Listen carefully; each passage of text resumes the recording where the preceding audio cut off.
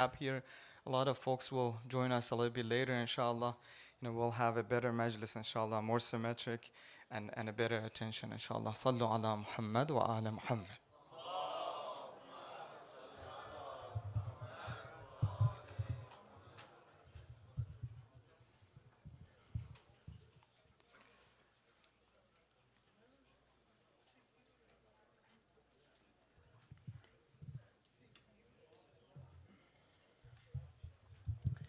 Thank you so much.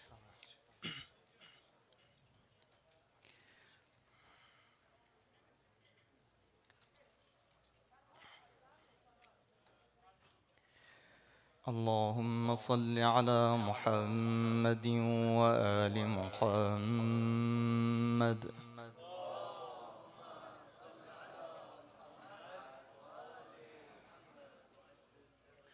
أعوذ بالله من الشيطان الرجيم.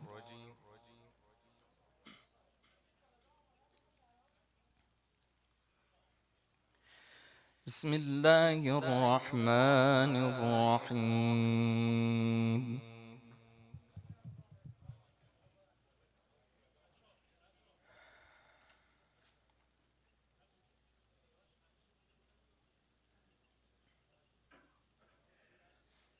أفمن زين له سوء عمله فرآه حسنا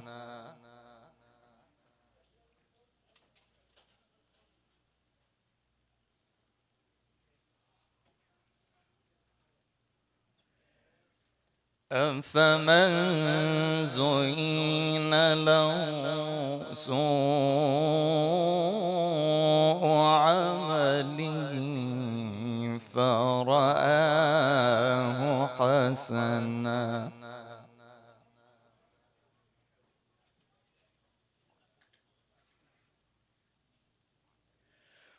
فإن الله يضل من يشاء ويهدي من يشاء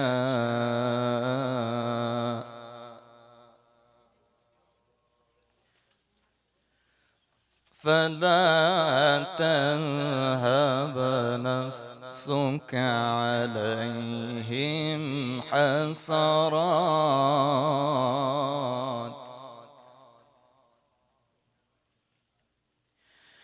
إن الله عليم بما يصنعون.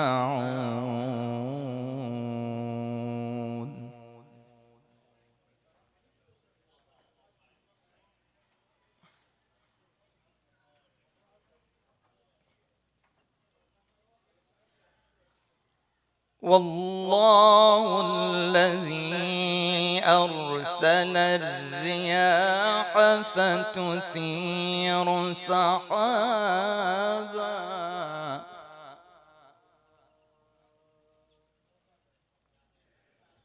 فسقناه إلى بلد ميت فأحيينا به الأرض بعد موتها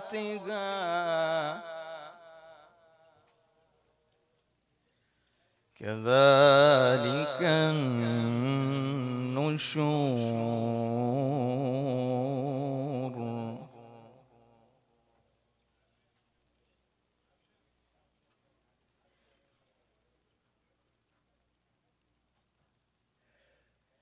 من كان يريد العزة فلله العزة جميعا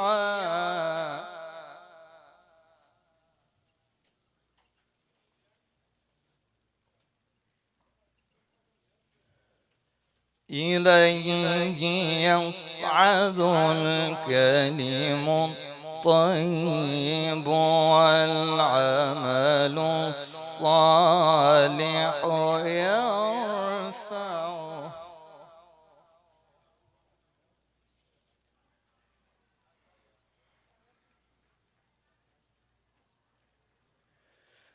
من كان يريد العزة فلله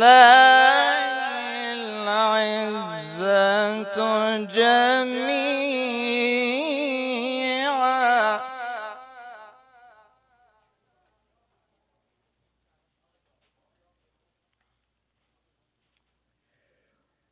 إليه يصعد الكلم الطيب والعمل الصالح يرفعه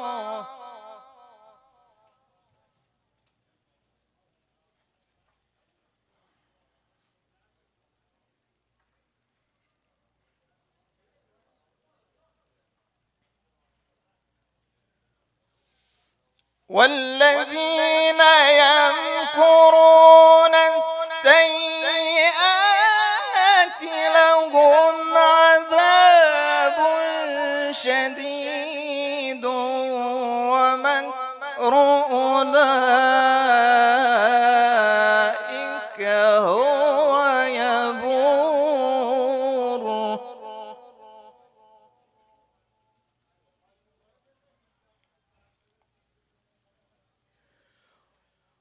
والله خلقكم من تراب ثم من نطفة ثم جعلكم أزواجا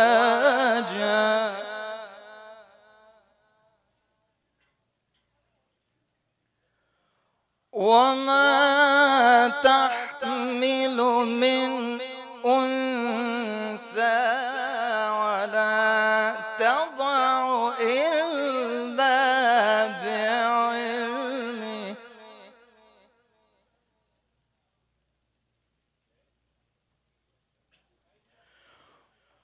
وما يعمر من معمر ولا ينقص من عمره إلا في كتاب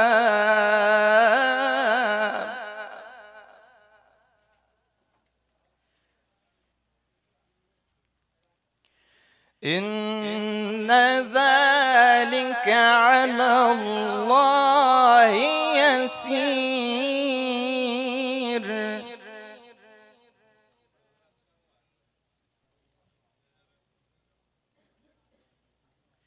الله أكبر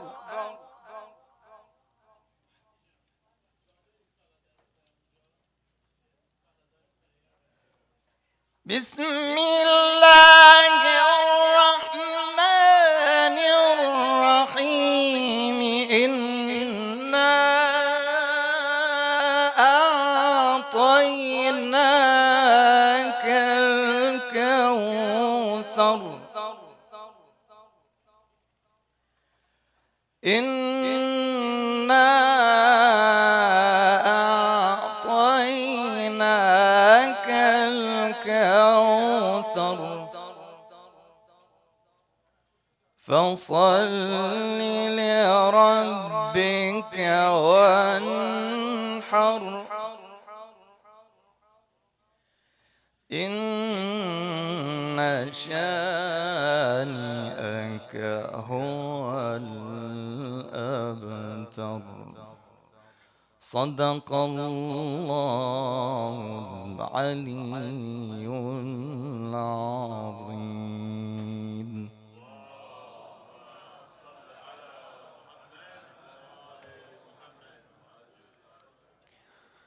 أعوذ بالله من الشيطان الرجيم.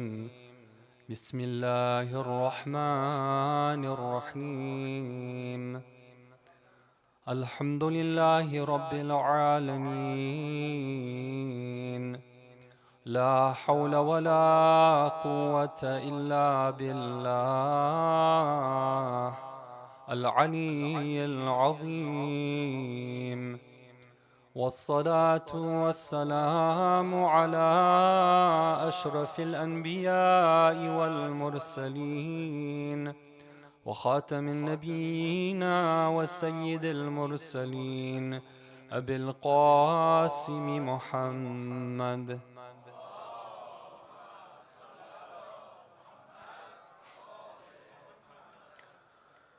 وعلى آل بيته الطيبين الطاهرين المعصومين المظلومين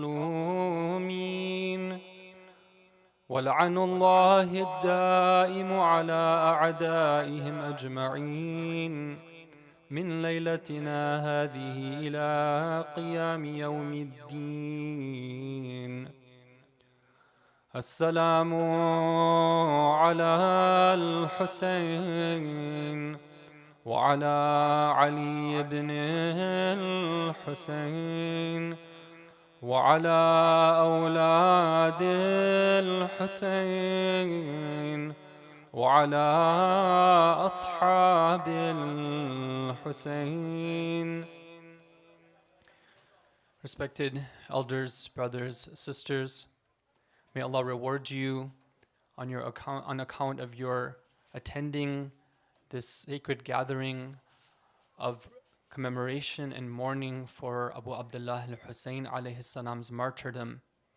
Our condolences on this evening to our living Imam on this night of Ashura on account of the tragedy of Ashura, and also our condolences to our living Imam upon the continued violence and injustice and genocide against the Muslim Ummah, especially in occupied Palestine. We ask Allah Ta'ala to hasten the reappearance of our Imam, and we ask Him to grant victory to the innocent oppressed over their oppressors.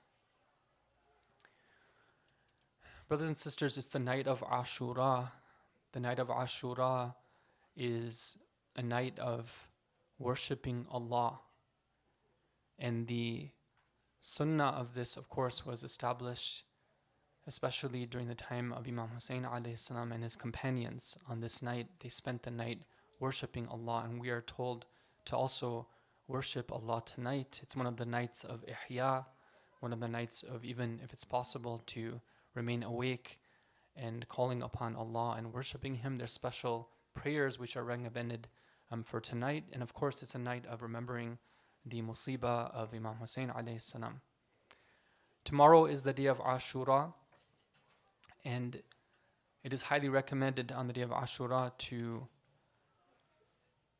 have a different sort of routine than normal. It's looked down upon, it's frowned down upon from our Islamic teachings, from our religious teachings, to engage in our normal routines of engaging with the dunya. Whether it be working, whether it be studying, if it's possible, it's recommended to disengage from those, to take some time off, and to spend the day in otherworldly pursuits, attending majalis, mourning for Imam Hussein alayhi salam, going to different gatherings, and really pondering upon what is it that happened, going through the maqtal, understanding and reflecting, and asking ourselves, what is our duty to our Imam? One of the things that's recommended on the day of Ashura is to greet each other with a special greeting. We say, عَظَّمَ اللَّهُ أُجُورَنَا or أَعْظَمَ اللَّهُ أُجُورَنَا. Both of them are correct. بِمُصَابِنَا بِالْحُسَيْنِ عَلَيْهِ السَّلَامِ, meaning may Allah magnify my reward and your reward on account of our grieving for Imam Hussein alayhi salam. And may Allah place us among those who seek revenge for the blood that was spilt, alongside the wali, the Imam al-Mahdi from among the family of the Prophet. Now, sometimes there's a misunderstanding here, and sometimes people think that this greeting takes the place of Salamun Alaikum. And I usually mention this in different communities I go to just to make sure there's no misconception. Salamun Alaikum is the Islamic greeting even on the day of Ashura. There's nothing wrong with sending salam to one another, to greeting one another. In fact, the day of Ashura, it's a time for us to actually bond together with the common cause that we have. So greeting one another is part of that. Of course, our greeting one another and in general our behavior won't be the same as other days. I mean, imagine that it's the anniversary when you lost, let's say, your dear father or your dear mother. Of course you would be down. You wouldn't be your normal, cheerful spirit. And here it's the martyrdom of the Imam, and with such dhulm and with such injustice. So of course we will be affected by it. But that doesn't mean that we shouldn't say salam or we shouldn't respond to salam. Sometimes some of our revert Muslims, they go to certain centers and they say salam to people on the day of Ashura and they don't get a response. And they're like, what's going on here? We went to the mosque, we were expecting that we would get a response, and then they say that everyone was reciting ziyarah on that day and they were all saying salam during the ziyarah, but when we said salam, we didn't get the response. So it's important to not let go of our etiquette and our ahkam, some of which is wajib. We know that responding to salam is wajib. On the day of Ashura, responding to salam is also wajib. And also, it's recommended that the day of Ashura be a day where we don't stock up goods. And one of the reasons for that is the Bani Umayyah.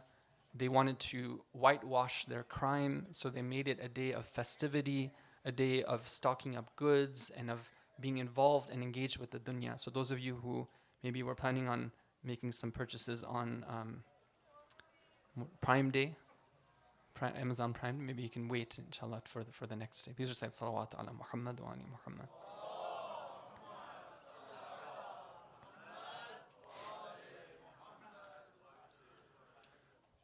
Brothers and sisters, just like in the previous evenings, I want to begin with an anecdote. This anecdote is from the day of Ashura, and it's an anecdote that often is not told because we don't find the occasion for it, but I think it's very important.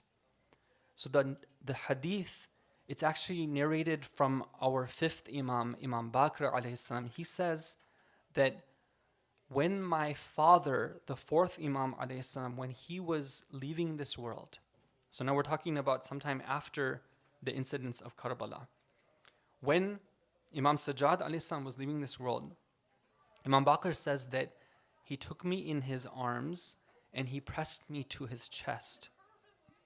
And he said something to me. He said, I am telling you something that my father told me when he was about to die. And that same thing his father told him when he was about to leave this world. So imagine on the day of Ashura, Imam Hussein alayhi salam is bidding farewell to his son Ali ibn al-Hussein as-Sajjad alayhi salam, and he is giving him one piece of advice, one instruction. It's the same instruction that his father, Imam Ali alayhi salam, gave him when he was about to leave this world. What was that one instruction? What is that one line? What is he going to tell him to do? And some of you I'm sure already know, but if you don't know, think about it. What would be the topic? What would be that really important reminder? So what the hadith says is that Imam Sajjad told Imam Baqir what Imam Hussein told Imam Sajjad, what Imam Ali told Imam Hussein on their deathbeds, and he told him the following: Iyaka wa dhulma man la yajidu nasiran alayka illallah. Meaning what? Meaning that, oh my son, you should never ever commit an act of injustice against somebody who has no helper against you except for Allah. Now, how can we translate that into maybe accessible language for us? One of the understandings of it that I'd like to take for tonight is that last message that the Imam is passing along has to do with the importance of observing the rights of Allah when it comes to relationships. And that's my topic for tonight, is the relationships and how important relationships are and how important it is to observe them and to have hope in Allah's ability of fixing up our broken relationships. So if we just step back and we look at the events that we've been commemorating all these nights, we've been talking each night about this caravan that has come together in Karbala from the second night of Muharram. And then until the 10th day, they are there. Imagine that, theoretically, imagine that the story of Karbala was just a story of like one or two individuals. Would it have that type of jazabiyat, that type of like attraction, if it was just a couple of people doing something very noble? We all know that part of what makes the events of Karbala so special and so touching is that there was the family and then there was the community around them. There was the Ahlul Bayt and then there were the Ashab. And you've heard the saying of Imam Hussein alayhi salam when he's praising them. What does he say? He says that I have never found and I've never come to know of any companions who are more faithful and who are better than my companions. So it's not just a number of people who happen to be gathered around each other and are just camping out. No, they're people who have strong bonds and they have loyalty, they have a purpose, they have a common cause. And then he goes on to say that I've never found and never seen a family who is abar wa awsal. These two words in Arabic are really important. I've never found a family who has these qualities than my family. What do these two words mean? And it very much relates to our topic for tonight, which is relationships. Imam Hussein a.s. says that my family is among all families, it excels because of these two qualities. First of all, my family are good to one another. They practice birr. They're among the abrar. When they interact with each other, they do so in a righteous way. Number two, they are awsal, meaning what? Meaning that when it comes to the huquq, when it comes to the rights that they have on one another, they are the ones who are most eager in fulfilling those rights. You guys, I'm sure have all heard of this term, silat al-rahim. It comes from the same awsal, meaning that they are very, very connected in the way that God wants them to be. And we see this in the incidents of Karbala. If you go and look at, for example, the dialogue that happens between Ali Akbar and his father, it's not an ordinary father-child relationship. It's one which is dignified. It's one which has a lot of love in it. It's one in which both parties have a lot of respect for one another. When Ubaydullah ibn Hur al-Ju'fi narrates the incident of how Imam Hussein a.s. came to see him, we talked about this a couple nights ago, that Imam Hussein a.s. himself went in person to try to pull him away from the dunya and to bring him into his camp, but Ubaydullah refused. But one of the things that he did is that he recorded something in history, which every time I come across this, it really strikes me. What does he say?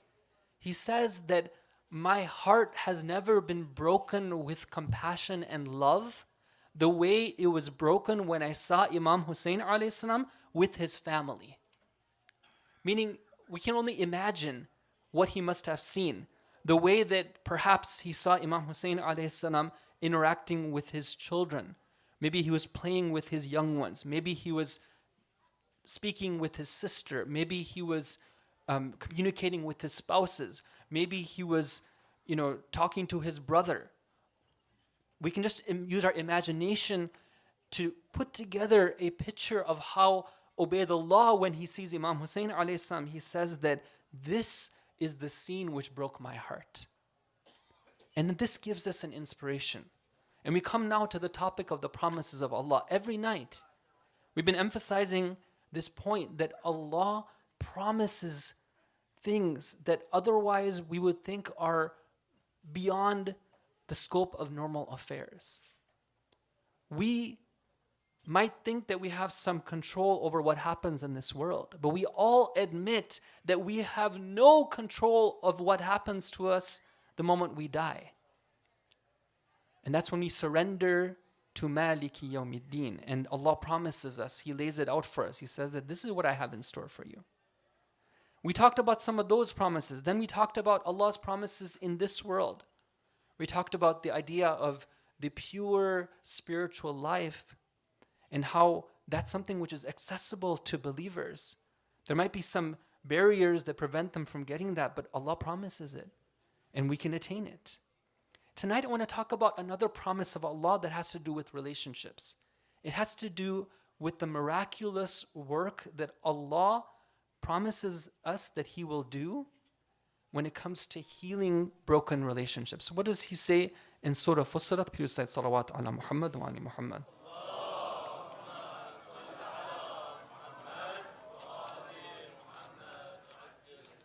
A'udhu billahi minash shaitanir rajim. You know these ayahs. وَلَا تَسْتَوِي الْحَسَنَةُ وَلَا السَّيِّئَةُ. Goodness and evil are not equal. It's not okay to just act in our relationships the way that we feel like it. There's a standard for excellence.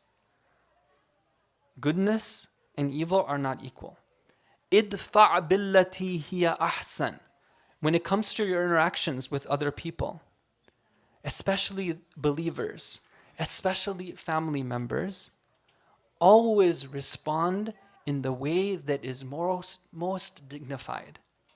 And if you do so, فَإِذَا الَّذِي, this is the promise, فَإِذَا الَّذِي بَيْنَكَ وَبَيْنَهُ عَدَاوَةٌ كَأَنَّهُ وَلِيٌّ حَمِيمٌ.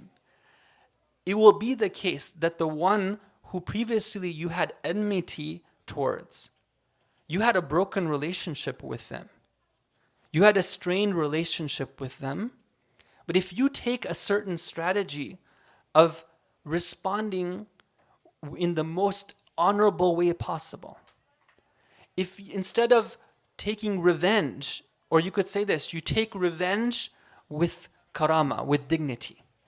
If you take that approach, then فَإِذَا الَّذِي بَيْنَكَ وَبَيْنَهُ عَدَاوَةٌ كَأَنَّهُ وَلِيٌّ حَمِيمٌ. That person is going to become not only your friend, but your friend who is hamim. You know, they say in Farsi, this is samimi. Right? Dost samimi, like that. Close friend. Meaning what? Meaning that Allah is going to bring your hearts together. وَمَا يُلَقَّاهَا إِلَّا الَّذِينَ صَبَرُوا وَمَا يُلَقَّاهَا إِلَّا ذُو حَظٍّ عَظِيمٍ. It's not something which is easy to attain, but it's something that can be attained if we're willing to invest time and we're not impatient and we're not looking for instant results. We talked about this a few nights ago, that the promises of Allah have conditions, and one of them is that we should not be looking for instant gratification. These things take time, it takes work. There's a beautiful story that's narrated from the time of our beloved Imam Jawad alayhi salam. Imam Jawad, once he was speaking with, actually one of his companions wrote him a letter. And he asks him for some help when it comes to his relationships. What is the strained relationship that he has here? It's a relationship between him and his father.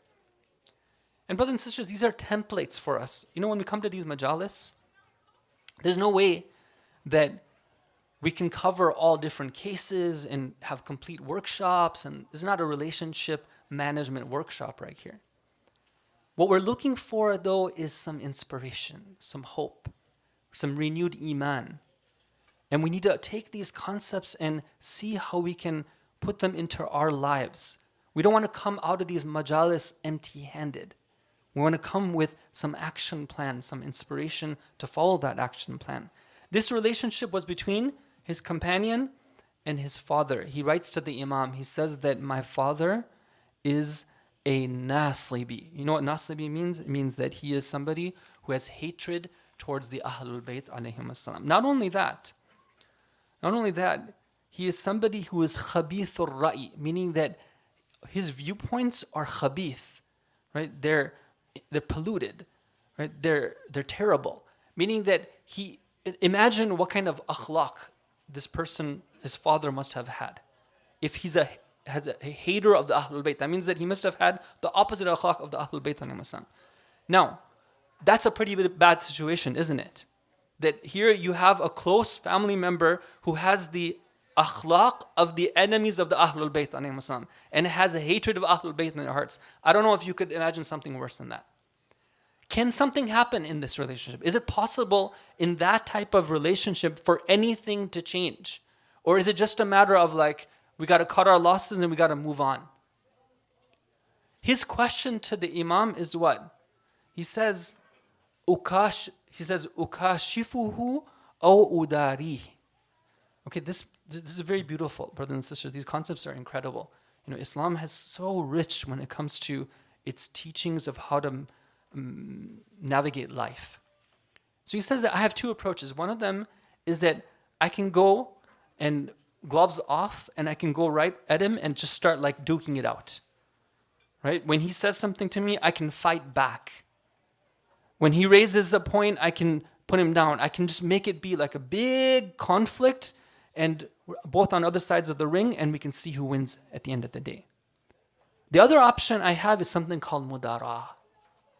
Mudara is an Islamic concept, and it means that when somebody has a relationship with somebody else, their approach is one which is gentle. Their approach is one which is strategic, one which is long-term, one which is characterized by an ability to forgive, an ability to let go, an ability to have a big heart, keeping in mind that what's most important is keeping that strong connection with that other person. So he says, I have two options. I can go and duke it out, or I can go and take this strategic, gentle approach. What does the Imam ﷺ say to him? He says, Al-mudaratu khayrun laka min al-mukashafa. What's better for you is to do mudara. In hadith, we're told from our Prophet that al-mudaratu nisful iman, meaning that half of being a believer is that you need to know how to navigate your relationships in a strategic and gentle manner. Half of being a mu'min. And then he goes on to say the following. He says, Inna ma'al usri yusra. It is not going to be easy. Usr means when you're squeezed. It's something which is so difficult, you feel like you're being squeezed. Sometimes bala comes to us, we get some news of sickness or terrible news comes to us, and may Allah Ta'ala help us to navigate this bala when it comes to us. And we feel like we're being squeezed, but Allah says in the Quran, what? Inna ma'al usri yusra. That along with being squeezed, you should know that there's some ease there for you as well. There's spiritual relief that comes to you when you're being squeezed. That's number two. Then he says, فَاصْبِرْ إِنَ الْعَاقِبَةَ لِلْمُتَّقِينَ. Be patient. It's not going to be a fast and instant result, but the good outcome is for those who have taqwa. And then the final thing he reminds him of is that at the end of the day, we're under the wilaya of Allah, meaning that everything is under the kingship and governance of God. So he gives them these four advices. What are they? Number one is take the approach of gentle, strategic, soft, and kind of that type of approach. Number two is that you should know that when you're squeezed, that you're going to have spiritual relief. Number three is that be patient. Number four is that let's remember that everything is governed by God. What does the companion say? In this hadith, he says that after some time, I practiced the Imam's advice, after some time, it was the case that Allah took the heart of my father and he flipped it, completely transformed it. And pretty soon there wasn't a single thing where I found him having a different opinion or a different way of living or a different characteristic than what the Imam ﷺ would have wanted him to have. All that was because of what? Of him having hope in the promise of Allah that relationships can be mended and they can be healed. Please recite salawat ala Muhammad wa ali Muhammad.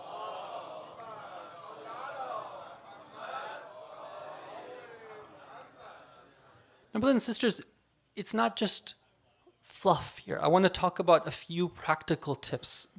I feel that our majalis, we need to be able to get to the point where we can actually take some practical steps. What are some of those steps that we can take? Number one is that, brothers and sisters, we have to understand that sometimes our understanding of our taklif and our responsibilities, we might think that we have a lot of taqwa and we have a lot of commitment to worshipping Allah, but we're negligent of the fact that Allah wants us to not only have good ibadah, not only pray well, not only recite Quran, not only do dua, not only go to the masjid, but He also wants us to take care of relationships as well. This story is very beautiful. There was a companion of Imam Sadiq Islam who says that I went along with another fellow believer for Hajj. And along the way, we stopped in Medina. And in Medina, I fell ill. I got sick. And it was to the point where I needed somebody to like nurse me. I needed somebody to take care of me. And my companion was the one who was taking care of me.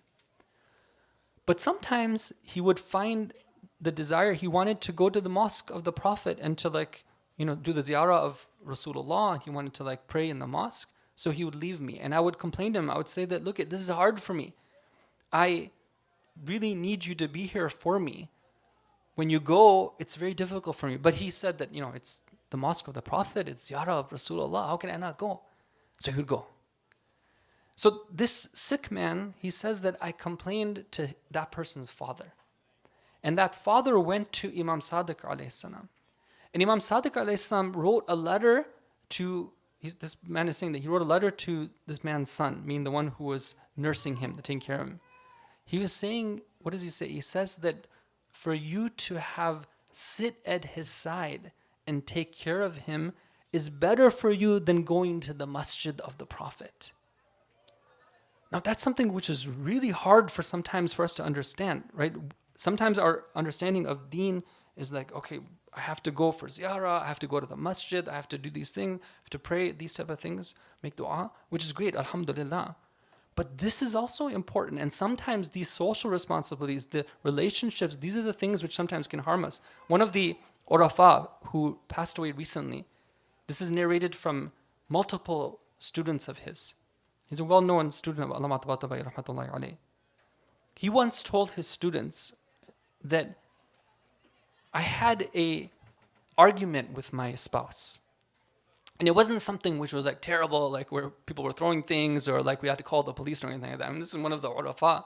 It was just probably like something at the level of like, a little bit of a, whatever, let's say, it's maybe a couple of sharp comments made or something like that.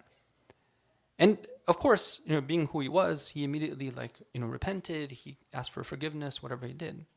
But then he says something to his students. He says that I came to understand that 20 years of my ibadah, 20 years of my ibadah was at risk of disappearing on account of what I had transgressed when it came to the rights of my spouse. It's very serious, brothers and sisters. I'm not saying that it happened, that he lost it. He says that I came to understand that that could have happened if that had continued that way. So being a believer, Islam, this is part of being a mu'min, is nurturing our relationships. Sometimes it doesn't work out. Okay, it doesn't work out. But we have to try. We have to nurture them. That's point number one. Please recite salawat.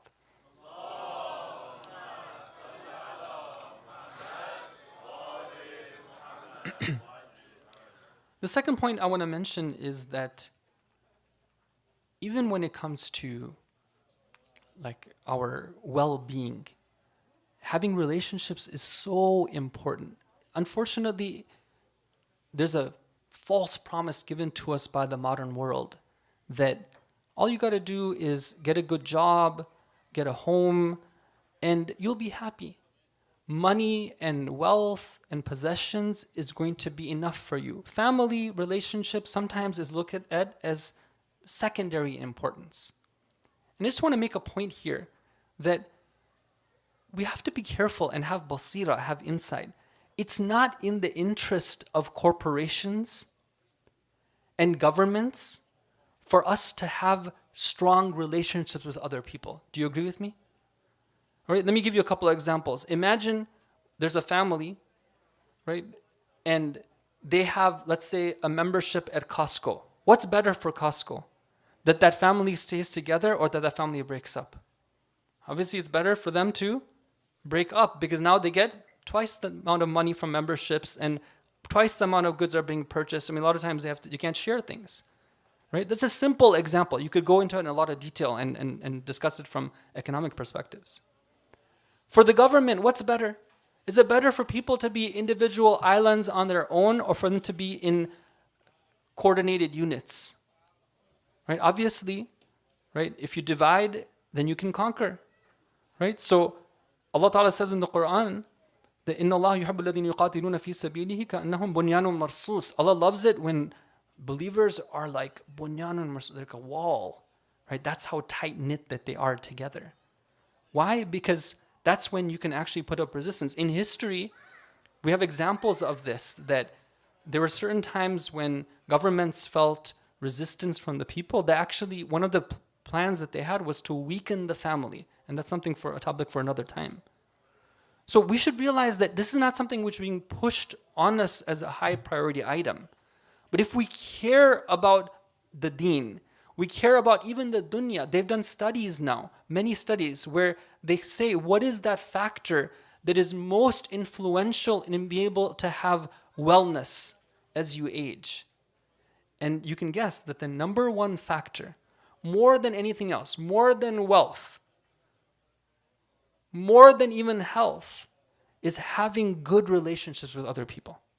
As you age, that's the something that gives you wellness. So it's very important.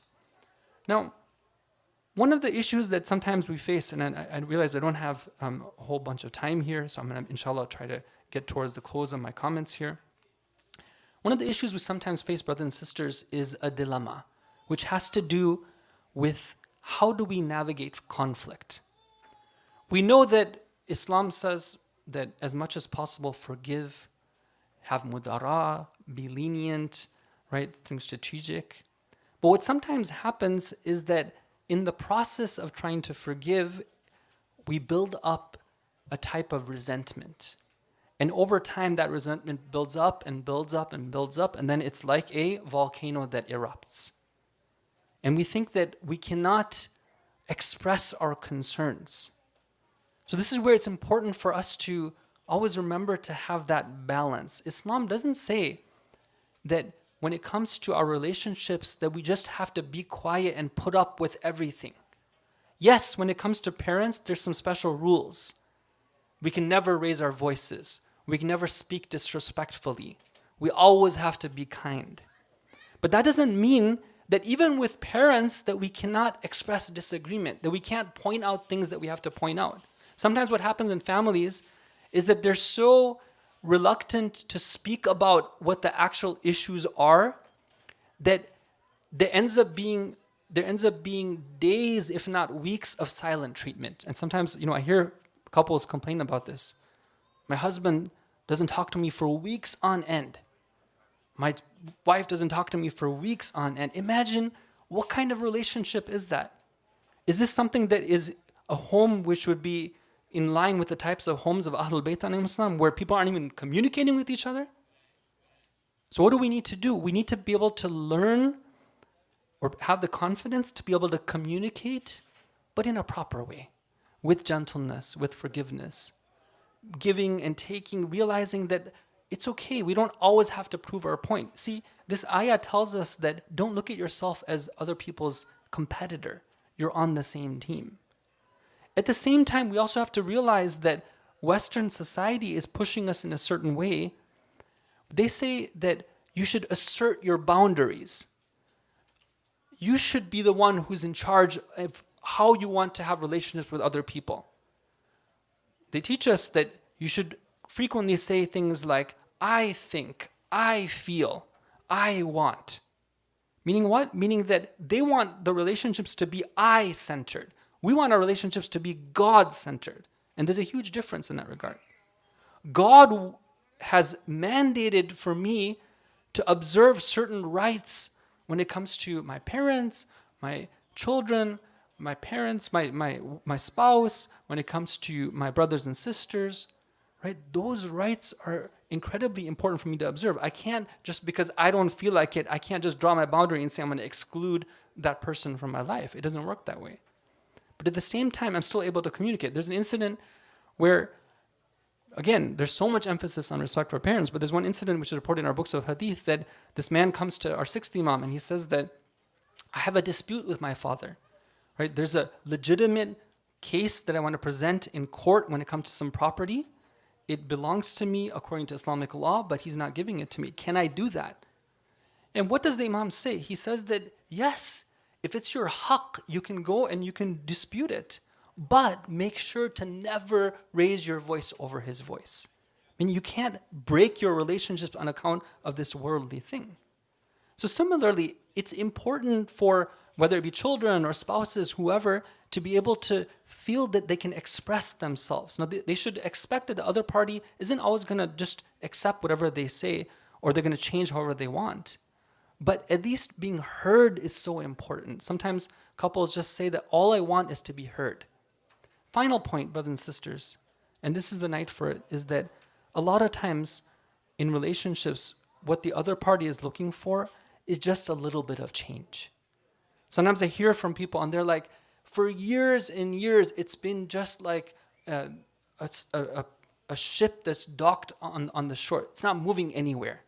My spouse or my father or my mother or my whatever, they don't want to even change a bit. This is where we're going to say that a little is a lot. When the other party feels that we're doing something, it gives them so much hope and it gives them inspiration to also change a little bit. And as both parties change a little bit and a little bit, after time, with the help of Allah, it can be a lot. So this is some points that I had for this night as we reflect upon the beautiful examples that we have of community and family on the plains of Karbala on the night of Ashura. Please recite salawat ala Muhammad wa ali Muhammad.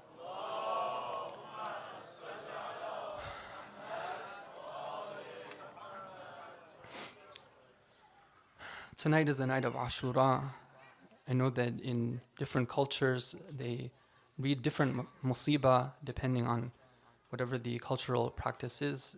Here, inshallah, we'll be hearing from our respected Maddah, where he will recite the musibah of Imam Hussein alayhi salam.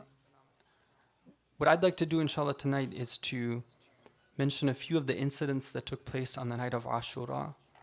And then I want to look at things from the perspective of one special person who I haven't really mentioned all these nights, which is Hadrat Zaynab alayha salam. I'll quickly mention something. A few years ago, I was in a community, and on the day of Ashura, there was a lady who came to me, and she was very upset. She says that we say so much about Imam Hussein and his companions, but it was Sayyidah Zaynab who had to live beyond the day of Ashura. She was the one who had to bear all that burden. Why don't we mention more about her? And I told her that that's why we have all these days after Ashura, and we have, the Ashura Zaynabiyya and all these things. But I also took a lesson from that. Sometimes it's good for us to also mention some things about Zaynab alayhi salam. Brothers and sisters, on this night we see some amazing incidents happen. We see that Umar ibn Sa'd received a messenger from Ubaydullah ibn Ziyad. The messenger said that, go and attack Imam Hussein, kill them. If you don't kill them, then we're going to kill you. So he was prompted to go and actually begin the battle of Karbala on the 9th day of Ashura. So he and some horsemen, they approached the camps and the tents. And when Imam Hussein sees them, he tells his brother Abbas, he says, Abbas, go and see what they want. Abbas goes to them and he comes back to Imam Hussein. He says that they want to attack. Imam Hussein tells him that, see what you can do to delay them. We want to spend this night in worship of Allah. فَهُوَ يَعْلَمُ أَنِّي أُحِبُّ الصَّلَاةَ لَهُ وَتِلَاوَةَ كِتَابِهِ وَدُعَائِهِ وَالْإِسْتِغْفَارِ. Because Allah indeed knows that I love salah. I love praying to Him. I love reading His book. I love making dua to Him. I love seeking istighfar. Oh Allah, we ask You on this night, give us the love and passion for talking to You, for reading Your book, for praying to You. So we see that they take this request to Umar ibn Sa'd, and Umar ibn Sa'd is puzzled, he's confused. He's like, should I accept this request or not? And he turns to his soldiers and he says, what do you think? One of them says that, what are you saying?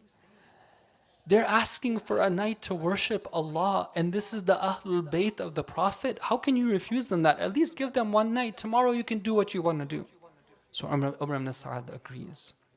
And then we see this amazing scene unfold.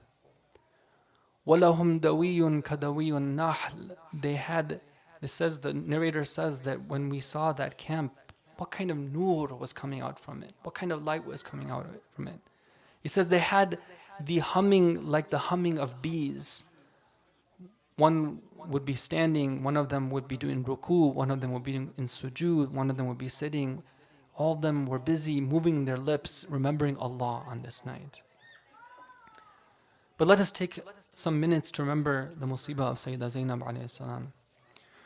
Sallallahu alayka ya Aba Abdullah wa ala al-arwah allati hallat bi fina'ik. Sallallahu alayka يا سفينة النجاة ويا مصباح الهدى. Peace and blessings be upon you, O Hussein, O leader of martyrs, O the one who was slain on the banks of the Euphrates River while his mouth was thirsty. Peace and blessings be upon you and your noble companions. Peace be upon you and upon your sister Zaynab, al-Masa'ib.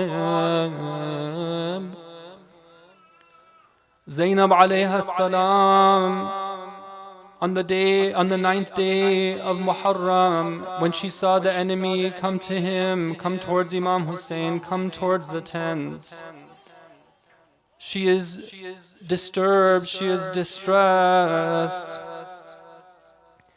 She is wondering what they're going to do. She goes to her brother. Her brother tells her, "Oh, my sister Zaynab, be patient, be calm, and be quiet, lest our enemies gloat upon us." Zaynab alayha salam finds some solace in the words of Imam Hussein. But sometime later, Imam Sajjad alayhi salam reports that I was in the tent, I was very ill, my aunt Zaynab was taking care of me. My father comes into the tent, he begins to recite some poetry. What does he say? He says, يا دهر أف لك من خليلي كم لك بالإشراق والأصيل. What does that mean? It means that, oh, the time of this world, how unfaithful and lousy of a friend you are. Every day and every night, you take away some of your companions and you take away our friends and they are killed and there's no way of replacing them. وَإِنَّمَا الْأَمْرُ إِلَى الْجَلِيلِ وَكُلُّ حَيٍّ سَالِكُ السَّبِيلِ. But all of this is under the command of Allah, the Jalil, the one who is majestic, and everyone is going to take this path. Imam Sajjad alayhi salam says that when my aunt heard Imam Hussein say this poem, a few times she began to understand the message that her brother was sending her. She asked Imam Hussein, "Oh, my brother, istaslamta lil maut. Are you getting ready for being killed? Are you getting ready for death?" Imam Hussein alayhi salam goes to her side. He comforts her. He says to her, "Oh Zaynab, be patient." She says that, "No, this for me is like the day in which my mother was martyred. It's like the day that my father was martyred. It's like the day that my brother Hassan was martyred. And the thing that's bothering me the most," she says, "is that you are going to be killed unjustly." And they say that Zaynab alayhi salam fainted at this time. Imam Hussein alayhi salam, he revives her, he sprinkles some water on her face, and she regains consciousness. This was the Zaynab before Ashura. But let us look at Zaynab alayha salam on the day of Ashura. Zaynab is watching as her two sons come to Imam Hussein alayhi salam. They ask permission to enter the battlefield. One after the other, they go to the battlefield and they are slaughtered by the enemies. But does Zaynab alayhi salam cry out? Does she show remorse? Does she go to Imam Hussein alayhi salam and complain? Not a single word of complaint from Zaynab alayhi salam. But when Imam Hussein's son Ali Akbar alayhi salam is martyred, Zaynab is there to give him the condolence, and she's crying out, Wa Habiba, Wabna Akha, O beloved, O son of my brother. Zaynab alayha salam, she finds inner strength on the day of Ashura when there is no one to speak out in defense of Imam Hussein alayhi salam. When Shimr Mal'oon has the dagger perched above his head, he is getting ready to strike the head of her beloved brother. There is only one person to speak out on behalf of Imam Hussein. Zaynab alayha salam turns to the enemy army and she cries out, Ama fikum Muslim? Is there any Muslim amongst you? And everyone looks at her, but no one is able to answer her. She turns to Umar ibn Sa'd. Oh Umar, ayuqtalu Abu Abdullah? Will Abu Abdullah be killed? Wanta tanzuru ilay? And you're just looking at him? Umar ibn Sa'd has to turn away his glance from her. And the same Zaynab alayha salam, when she's leaving Karbala, she will go to the body of her brother and she will pick up the body and she will say, Ilahi taqabbal minna hadha al-qurban. Oh Allah, accept this sacrifice from us. Allah la'anatullahi ala al-qawm al-zalimeen. وسيعلم الذين ظلموا أي منقلب ينقلبون.